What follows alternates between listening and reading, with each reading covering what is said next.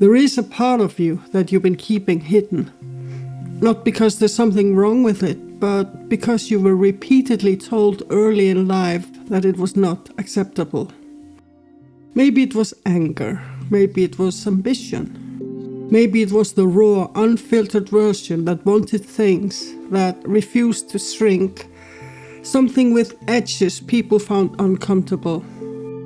And so you learn to tone it down. You learn to manage it. You apologized for it. But Carl Jung did not see that hidden part as a flaw. He called it the shadow.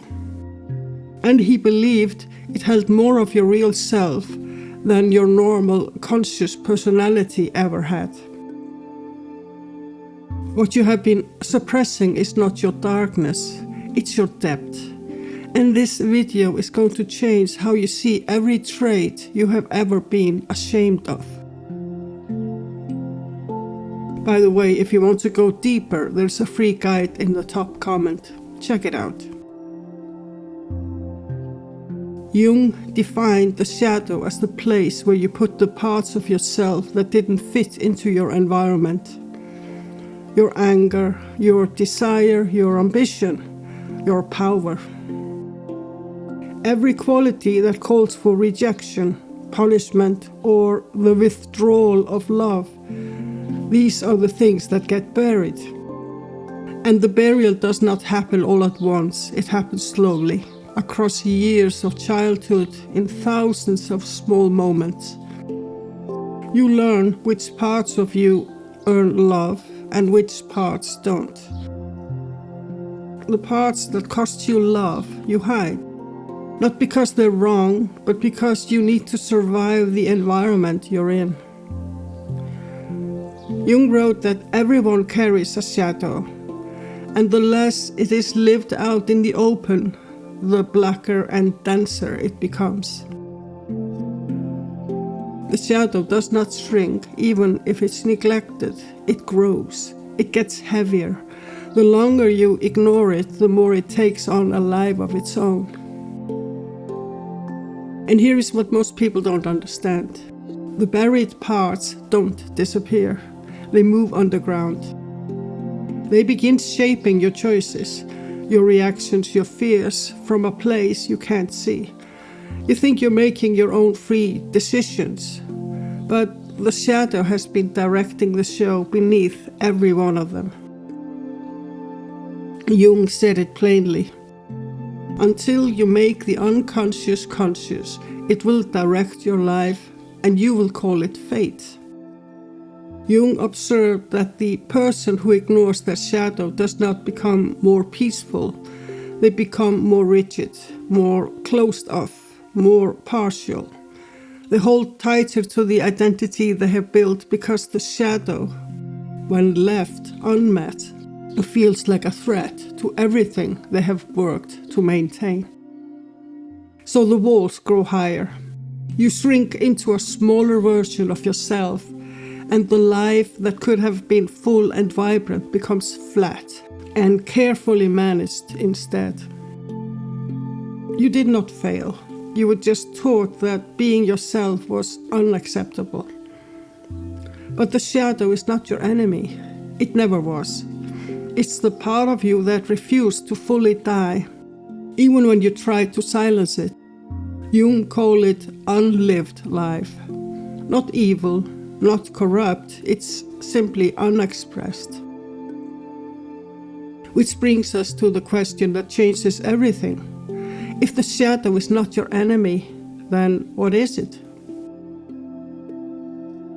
Here is what Jung understood that most people never get to see. Every trait you fear in yourself points directly to a quality your soul has been denied the right to express. This is not a comforting reframe. It's a precise psychological observation. In the collected works, Jung wrote that the shadow contains not only moral inferiorities, but also normal instincts, appropriate reactions, realistic insights, and creative impulses.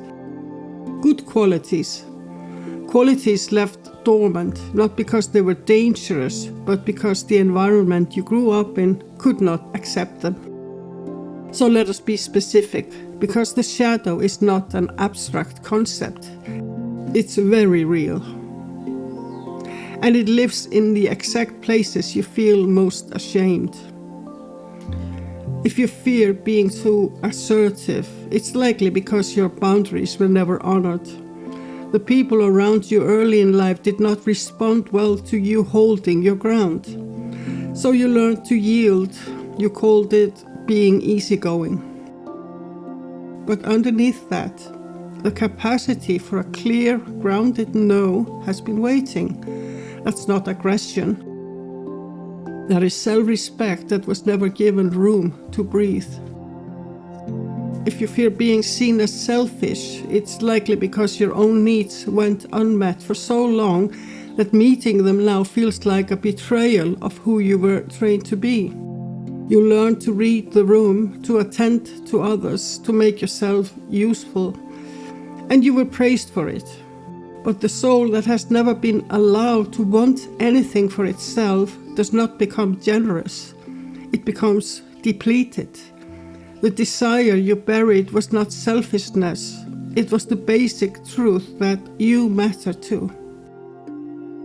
If you fear your own anger, it's almost always because a truth inside you has never been spoken. Anger in its undistorted form is not violence, it's information. It's the soul's signal that something real has been violated. When you were taught that anger was unacceptable, you did not stop feeling it, you stopped trusting it. And an anger that cannot be trusted cannot be used. It comes out instead through resentment or withdrawal and a low, persistent sense of being wronged by everybody and everything. What the soul is suppressing isn't weakness, it's suppressing what it was punished for. And then there is projection. Jung observed that what triggers you most intensely in others is almost always a disowned quality in yourself. It's not a moral judgment, it's more like a signal. When someone else's confidence irritates you beyond reason, it's rarely about them. It's about the confidence they carry you were taught was arrogance. When someone else's directness feels like an attack, it's often because your own directness has been silenced so completely that watching it more freely in another person feels threatening. This isn't easy to hear, but it's one of the most useful truths Jung ever offered. The outer world becomes a mirror, and every strong reaction is an invitation to look inward rather than outward. The shadow loses its destructive power the moment you stop labeling it wrong and start recognizing it as energy. Creative energy, assertive energy, life energy. The traits you've been managing and minimizing are not liabilities. They are resources waiting to be reclaimed. And the reclaiming of them is not a small adjustment. It's the beginning of what Jung called individuation. Individuation is not self-improvement. That distinction is very important. Self-improvement assumes that you are a flawed version of something better, and that the work is to sand down the rough edges until you become more acceptable. Individuation assumes something entirely different. It assumes that you're already whole, and the work is to stop pretending otherwise. Jung described individuation as the process by which a person becomes what they truly are, not what they were shaped to be, not what earned approval, what they actually are in full, without exception. In Aeon, he wrote that wholeness is not achieved by cutting off a portion of one's being, but by integration of the conflicting parts, the contraries, the light and the shadow, the acceptable and the exiled, the personality you built for the world and the self that was buried beneath it. The ego resists this process. That is worth understanding clearly. The ego was constructed on a specific premise that certain parts of you were too dangerous to express. It built its entire architecture around that premise. So when the shadow begins to surface, the ego does not experience it as healing. It experiences it as threat, as dissolution, as the collapse of everything it worked to maintain. But what actually dissolves is not you. What dissolves is the false self. The constructed persona that earned love by being partial. And beneath it, something more stable has always been present. You do not become whole by becoming better. You become whole by becoming honest about what you already are. Jung wrote in The Undiscovered Self that a person who has not confronted the shadow will always feel incomplete, will always sense that something essential is missing. Because it is. The missing place is not a virtue you have not yet developed. It's a truth about yourself that you have not yet allowed to exist. The real you has always included the shadow. The two were never separate. They were only perceived that way.